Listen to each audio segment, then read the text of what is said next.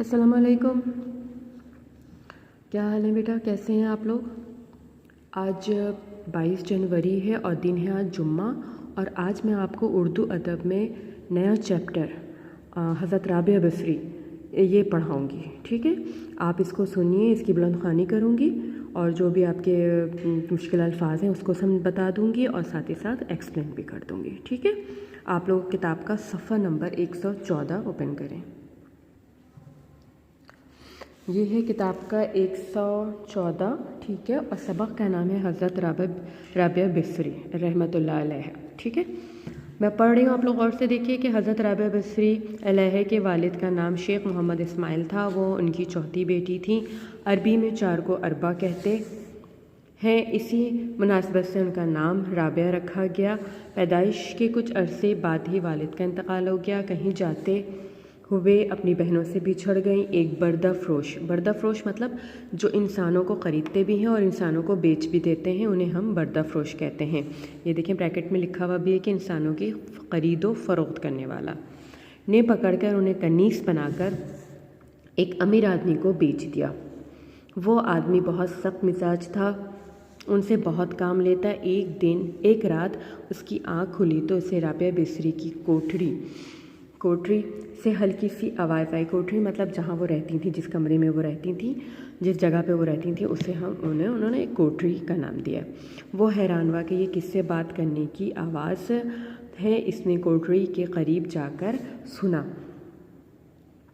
آپ اللہ سے گڑ گڑا کر دعا کرتے ہوئے کہہ رہی تھیں، اے اللہ تعالیٰ، آپ میرا حال جانتے ہیں، میں وقت پر نمازیں پڑھنا چاہتی ہوں، لیکن کام کاج میں مصروف ہونے کی وجہ سے ایسا نہیں کر پاتی۔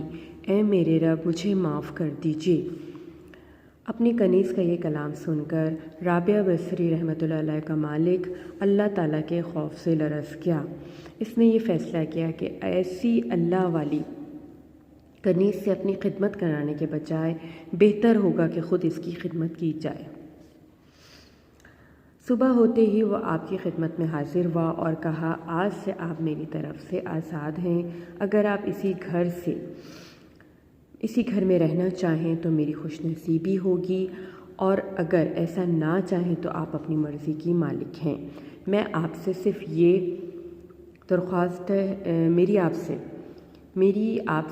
یہ درخواست ہے کہ جس ذات کی آپ رات کو جاگ جاگ کر عبادت کرتی ہیں، اس کے صدقے میری زیادتیوں کو معاف کر دیجیے۔ امیر آدمی کی گفتگو سن کر حضرت رابعہ بصری رحمۃ اللہ علیہ نے فرمایا، میں یہاں سے جانا ہی چاہوں گی۔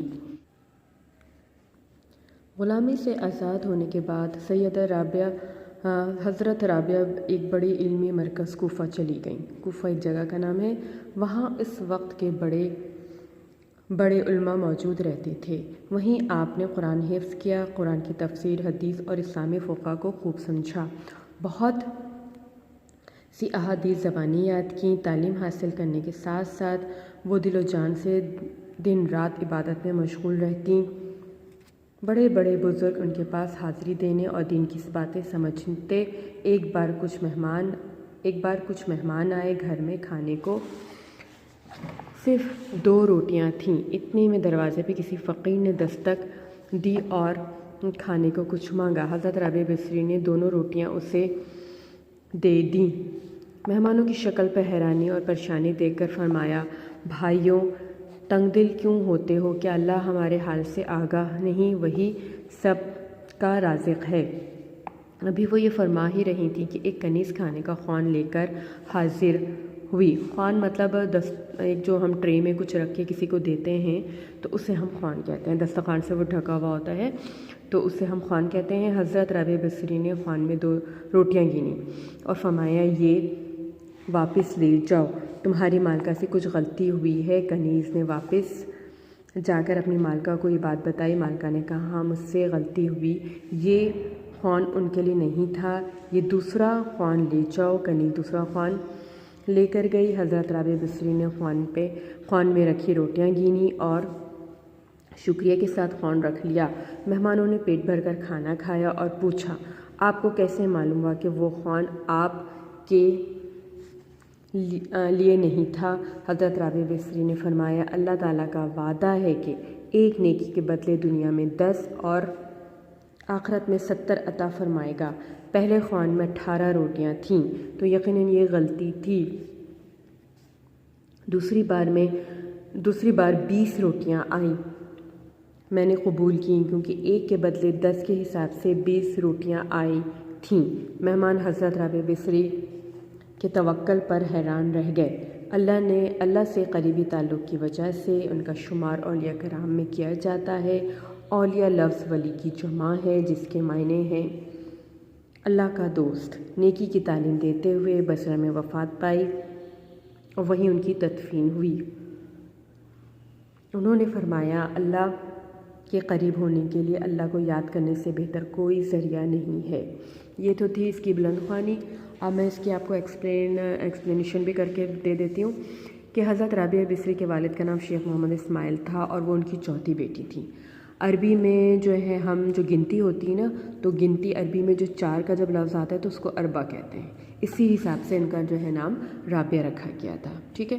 پھر پیدائش کے کچھ عرصے بعد ان کے والد صاحب کا انتقال ہو گیا۔ پھر ایک دفعہ اپنی بہنوں کے ساتھ کہیں جا رہی تھیں تو راستے میں وہ بچھڑ گئیں اور پھر ایک بندے نے ان کو پکڑ کے ایک امیر آدمی کو بیچ دیا۔ اس امیر آدمی نے انہیں کنیز بنا کر مطلب اپنا سارا کام وام لیتے تھے ان سے، اور ان کو جو ہے ایک گھر کے جو ایک کونے میں جو سرونٹ کوارٹر ہوتا ہے جسے، وہاں پر انہوں نے رہنے کے لیے کہہ دیا۔ اب حضرت رابعہ بصری اتنا گھر کا کام کرتی تھیں کہ انہیں نماز پڑھنے کا ٹائم نہیں ملتا تھا، وقت پر نہیں ملتا تھا۔ تو ایک رات وہ اللہ تعالیٰ سے کافی گڑ گڑا کر دعا مانگ رہی تھیں اور اللہ تعالیٰ سے کہنے لگی کہ یا اللہ تو میرے حال سے واقف ہے، تو میں نماز ٹائم پہ پڑھنا چاہتی ہوں لیکن کام کی وجہ سے میں نماز نہیں پڑھ سکتی، تو مجھے معاف کر دیجیے گا۔ امیر آدمی یہ تمام باتیں سن رہا تھا، اس کو بہت احساس ہوا، اس کو بہت زیادہ اللہ کا خوف ہوا اس کے دل میں کہ میری وجہ سے اس بات اسی کی وجہ سے وہ نماز ٹائم پہ نہیں پڑھ پا رہی تھی نا، کہ اتنا کام لیتے تھے تو وہ نماز ٹائم پہ نہیں پڑھ پا رہی تھی۔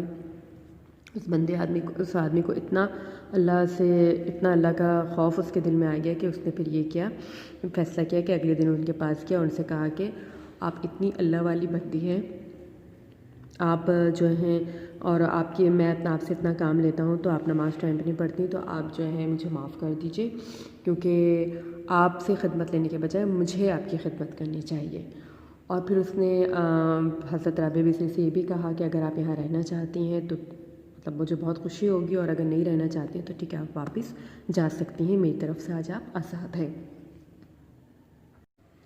امیر آدمی کی گفتگو سن کر کے حضرت رابعہ بصری نے یہ فیصلہ کیا کہ وہ وہاں سے چلی جائیں، تو لہٰذا وہ ایک جگہ علمی مرکز چلی گئیں، کوفہ چلی گئیں، ٹھیک ہے۔ کوفہ جا کر کے انہوں نے قرآن حفظ کیا، قرآن کی تفسیر، حدیث اور فقہ کو خوب سمجھا، اور جو ہے بہت ساری احادیث بھی زبانی یاد کی۔ تعلیم حاصل کرنے کے ساتھ ساتھ دل و جان سے وہ عبادت میں بھی مشغول رہتی ہیں۔ بہت سے بڑے بڑے بزرگ ان کے پاس دین کی بات سمجھنے کے لیے آتے تھے۔ ایک دن ان کے گھر کچھ مہمان آئے، ٹھیک ہے۔ گھر میں کھانے کو ان کے پاس صرف 2 روٹیاں تھیں۔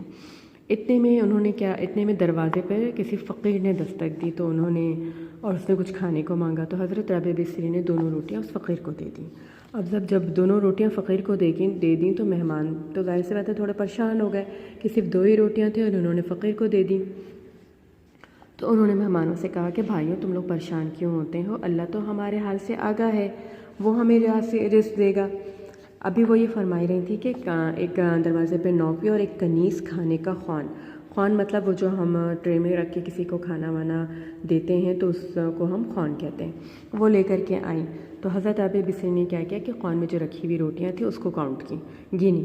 اب جب کاؤنٹ کی تو وہ 18 تھی، تو انہوں نے یہ کنیز کو واپس کر دیا کہ جاؤ تمہاری مالکہ سے، یہ کہہ کر کے واپس کر دیا کہ تمہاری مالکہ سے غلطی ہو گئی ہے۔ پھر وہ کنیز جو ہے اپنی مالکہ کے پاس گئی اور ساری باتیں بتاتی ہے، تو انہوں نے جب گنا تو انہوں نے کہا ہاں مجھ سے غلطی ہو گئی ہے، یہ خوان ان کا نہیں تھا، یہ خوان کسی اور کا ہے، اب یہ تم دوسرا خوان لے کے جاؤ اور یہ حضرت رابعہ بصری کو دے دو۔ تو وہ گئی، خوان میں رکھی، پھر حضرت رابعہ بصری نے پھر وہی کام کیا کہ خوان میں رکھی ہوئی روٹیوں کو گنا تو اس میں روٹیاں تھیں 20، ٹھیک ہے۔ اس کے بعد پھر انہوں نے مہمان کو کھانا کھلایا، مہمان نے کھانا بھی بہت پیٹ بھر کے کھایا۔ کھانا کھانے کے بعد مہمانوں نے حضرت رابعہ بصری سے پوچھا کہ آپ کو کیسے پتہ چلا، آپ کو کیسے ہوا کہ یہ والا خوان ہمارا تھا اور یہ والا خوان ہمارا نہیں تھا؟ تو حضرت رابعہ بصری نے فرمایا کہ اللہ تعالیٰ کا یہ وعدہ ہے کہ اگر ہم کوئی ایک نیکی کریں گے نا تو اللہ تعالیٰ دنیا میں ہمیں اس کے 10 اس کا اجر دے گا، ٹھیک ہے، اس کی ایک نیکی کے بدلے میں 10 دے گا، ٹھیک ہے۔ اور اسی طرح حضرت رابعہ بصری نے چونکہ 2 روٹیاں دی تھیں تو ایک نیکی کا چونکہ 10 ہے تو زیادہ 2 روٹیوں کا 20 ہو گیا اس کا ثواب، ٹھیک ہے، اور آخرت میں ہمیں اللہ تعالیٰ اس کا 70 گنا ثواب دے گا۔ تو انہوں نے کیا کیا کہ جب وہ 20 روٹیاں تھیں تو انہوں نے رکھ لی، کیونکہ 2 روٹی کے حساب سے 20 روٹیاں بنتی تھیں۔ تو یہ ان کا اللہ پر اتنا توکل، اتنا اللہ پر جو توکل مطلب یقین کہ اللہ تعالیٰ نے جو کہا ہے وہ پورا ہوگا، اتنا یقین تھا کہ مہمانوں کو بھی بہت مطلب حیرت ہوئی کہ اتنے یقین کے ساتھ انہوں نے اس خوان کو واپس کیا، اور ان کو اس بات کا یقین تھا کہ اللہ تعالیٰ ان کو 2 روٹی کے بدلے میں 20 روٹیاں ضرور دے گا، ٹھیک ہے۔ یہ ہو گیا۔ اس کے بعد ہے کہ اللہ سے قریبی تعلق کیسے ان کا شمار اولیاء کرام میں کیا جاتا تھا۔ اولیاء لفظ ولی کی جمع ہے، ٹھیک ہے، ولی کی جو ہے وہ جمع جو ہے وہ اولیاء ہے، اور جس کے معنی کیا ہیں؟ جس کے معنی ولی کے معنی ہیں اللہ کا دوست۔ اور اللہ کا دوست انسان کیسے بنتا ہے؟ وہ اس وقت بنتا ہے جب ہم اللہ تعالیٰ کی عبادت کریں گے، ان کے ہر جو قرآن میں جو باتیں ہیں اس پر عمل کریں گے تو ہم اللہ کے قریب ہو جائیں گے، ٹھیک ہے۔ اور اسی طرح سے پھر ان کے جو ہے نیکی کی تعلیم دیتے ہوئے ان کی وفات ہو گئی اور بصرہ میں ان کی تدفین ہو گئی۔ یہ تھا آج کا چیپٹر حضرت رابعہ بصری، ٹھیک ہے۔ اس کی ہم نے بلند خوانی کر لی ہے۔ اب انشاءاللہ تعالیٰ ہم منڈے والے دن اس کے جو ہے ریٹرن ورک اسٹارٹ کریں گے، تو تب تک کے لیے اجازت دیجیے، اللہ حافظ۔